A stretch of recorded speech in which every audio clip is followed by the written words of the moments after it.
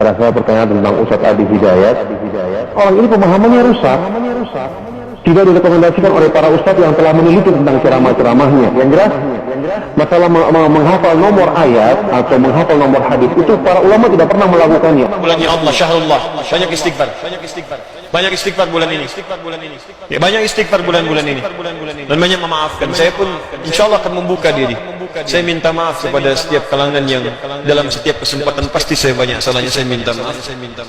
Kalau ada yang perlu diselesaikan silahkan datang. Jangan bicara di belakang. Kalau di belakang itu saya nggak tahu. Datang pada saya.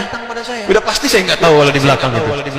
Ya, jadi kalau Anda punya persoalan dengan saya atau dengan siapapun, jangan di belakang, nggak akan nyampe, Joni. Datang bicara, selesai.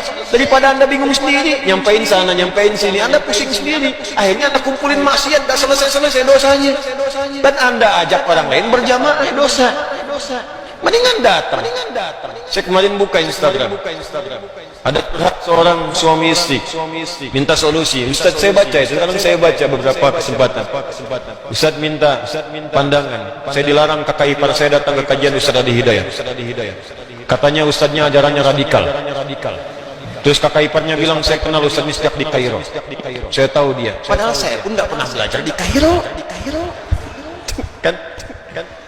Saya tuh kuliahnya di Libya, Joni. Saya nggak pernah kuliah di Kairo. Yang pernah saya lakukan talaqi tafsir pada Syekh Tantawi Jauhari sampai dihadiahi kitab ini. Ini kitab dari guru saya yang mulia. Saya belajar langsung dari beliau, Syekh Muhammad Tantawi itu. Saya belajar dari beliau, saya ikuti sampai ke Iskandaria. Yang tahu saya di situ cuma 3 orang. Ya, tiga-tiganya sahabat saya, Sanbi Rizki. Ya, kemudian Diogen Akbar, Ikhwan Nugraha, itu teman-teman saya semua.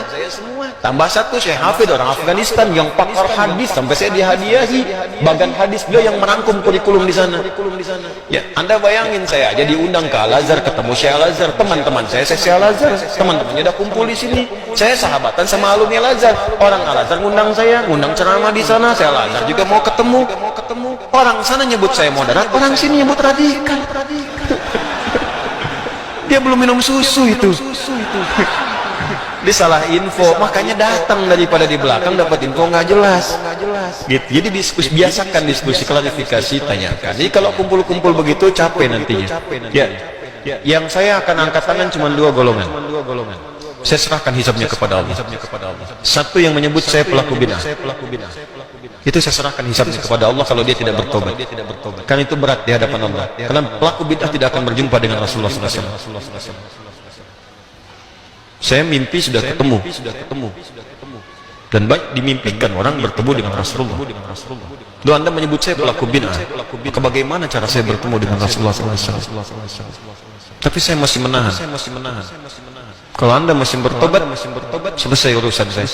Tapi kalau tidak, saya serahkan hukumnya sama Allah. Saya nggak mau bilang apa-apa. Itu saja. Yang kedua, orang yang menghambat orang yang ingin memperbaiki diri belajar dengan saya. Karena kata-kata atau kalimat-kalimat atau informasi yang tidak pantas, saya serahkan hisabnya kepada Allah. Ya. Yang lainnya semua saya maafkan. Yang dua, saya nggak bisa berkata apa-apa sebelum dia bertobat dan menyelesaikan urusannya sendiri. Karena berat bagi saya. Kalaupun memaafkan, tapi kalau menghambat orang lain disebut pelaku zalim. Al-Baqarah 114. Wa man azlamu mimman mana'a masajidallahi ayyuzkara fiha ismuhu wa sa'ati kharabiha. Siapa orang paling zalim, disebut oleh Allah paling zalim di muka bumi, yang menghambat orang lain untuk mendapatkan zikir di masjid. Di antara zikir itu belajar, sholat, belajar, taklim itu zikir.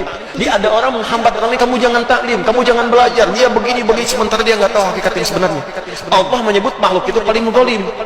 Lantas bagaimana saya mesti bersikap? Saya nggak tahu. Makanya jangan Allahu Akbar.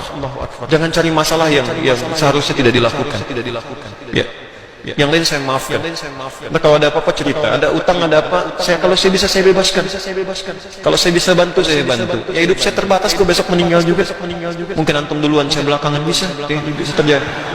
Ya, atau terserah lah. Itu terserah. Ya, jadi sudah jangan banyak cari maksiat. Kalau yang dua tadi saya serahkan urusan sama Allah. Yang menyebut saya bid'ah, atau yang kedua yang menghambat orang lain untuk mengaji tanpa alasan yang jelas, sehingga orang itu tidak mendapatkan kebenaran.